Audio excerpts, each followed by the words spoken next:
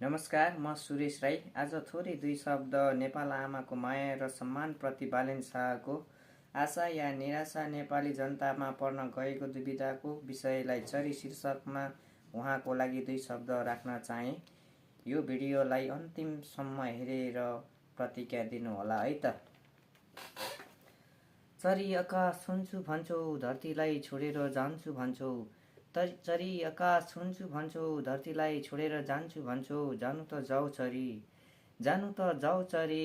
दुई शब्द तिम्रो लागि सायरीमा लेख्दैछु, सक्छौ त सुनेर जाऊ।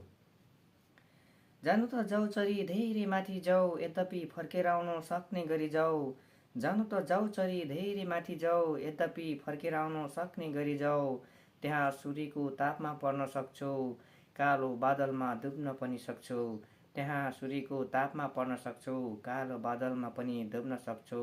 सक्छौ त नियम नीति मिलाएर जाऊ।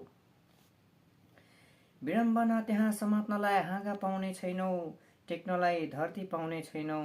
विडम्बना त्यहाँ समात्नलाई हाँगा पाउने छैनौ, टेक्नलाई धरती पाउने छैनौ। हिजो म कहाँ थिएँ, आज कहाँ जाँदैछु, सक्छौ त एकचोटि विगतलाई सम्झेर जाऊ। हिजो म कहाँ थिएँ, आज कहाँ जाँदैछु, सक्छौ त एकचोटि विगतलाई सम्झेर जाऊ। सुन्दैछु तिमी चरी आकाशलाई छुन खोज्दैछौ।